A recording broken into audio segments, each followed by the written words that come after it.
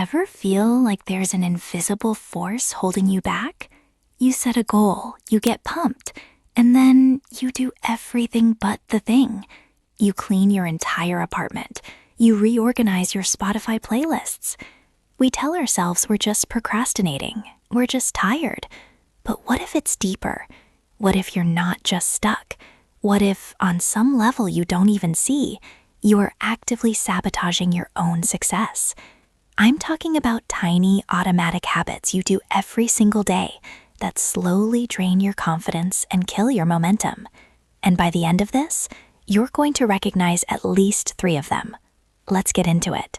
The first secret sabotage habit is what I call the Perfectionist Pact. It sounds like the Perfectionist Pact. It sounds like this: I can't start until I have the perfect plan, the perfect tool, the perfect vibe.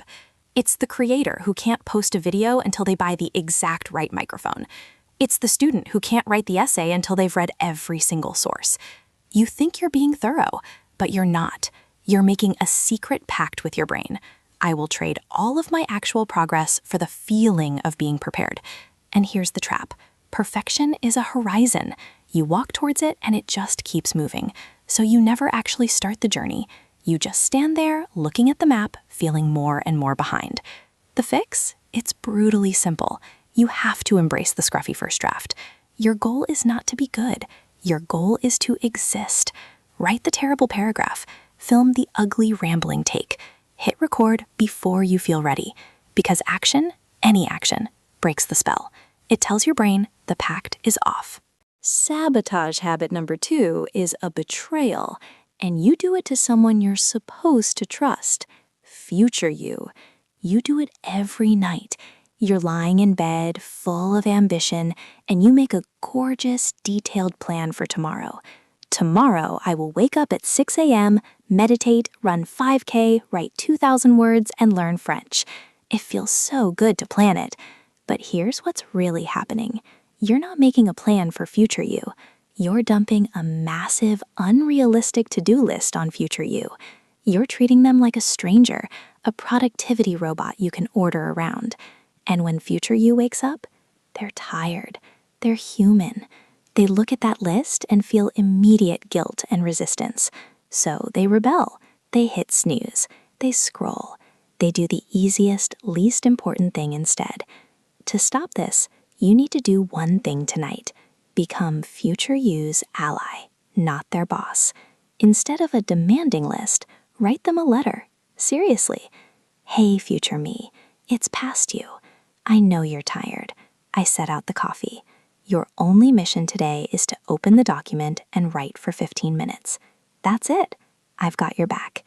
This tiny shift changes everything, from imposition to support. This next one is so sneaky. It feels like virtue. It's the productivity guilt loop. You finally sit down to work, but you're mentally exhausted. You try to push, but nothing happens, so you take a break. But instead of actually resting, you spend the entire break feeling guilty for not working. You're watching a show, but you're thinking about your inbox. You're on a walk, but you're mentally writing your to-do list. So you return to work even more drained than when you left. You've sabotaged both your work and your rest. You've turned your recharge time into a second job, the job of feeling bad. Creators, this is burnout fuel. The escape hatch? Schedule guilt-free zones. When you rest, you must sanctify it. Set a 20-minute timer. Say out loud, this is my recovery time. Your only job in these 20 minutes is to enjoy one thing, a cup of tea, staring out the window. No multitasking, no guilt. By fully committing to rest, you actually refill your energy tank instead of just puncturing it. The deepest sabotage isn't about what you do. It's about who you believe you are. This is the identity anchor. Your conscious mind says, I want to be a successful creator. But your subconscious identity whispers, I'm someone who never finishes things. You say, I want to be fit. Your identity anchor says, I'm the unathletic one.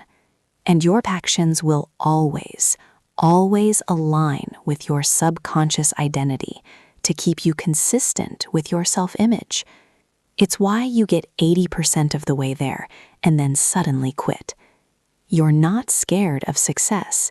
You're subconsciously scared of violating who you think you are. To pull up this anchor, you need new evidence. Don't try to become a writer. Just become a person who writes every morning for 10 minutes. Don't try to be an athlete. Be a person who moves their body Monday, Wednesday, Friday. You collect tiny new proofs of identity. Every time you do the small action, you're not just building a habit, you're whispering to your subconscious, "See, this is who we are now." The final habit is the silent killer of momentum, the emotional parking brake.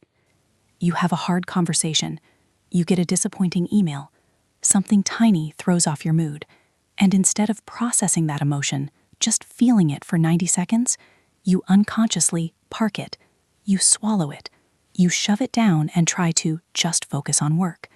But that emotion is now a parking brake on your entire system.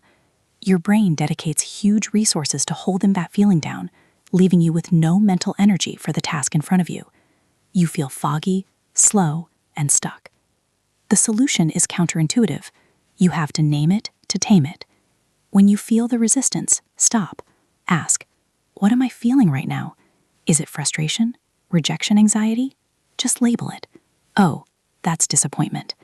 By naming it, you move the emotion from the dark, powerful subconscious into the manageable light of your conscious mind. The parking brake releases. Your energy comes back. So, we've got the 5 secret saboteurs: the Perfectionist Pact, betraying future you, the guilt loop, the identity anchor, and the emotional parking brake. You don't have to fight all of them at once. Tonight, just pick one, the one that screamed your name. Maybe it's writing future you a kinder plan. Maybe it's scheduling 20 minutes of true, guilt-free nothing. Do that one thing. Interrupt the pattern. Prove to your brain that a new loop is possible. This isn't about massive overhauls. It's about spotting the invisible walls you keep building and deciding not to lay the next brick. You are not broken. You're not lazy. You're just running some old, hidden software. And now you can see the code. Let's rewrite it together, one tiny habit at a time. Start tonight. I'll see you in the next one. If this pattern felt familiar, you're not alone. Subscribe to understand it and break it.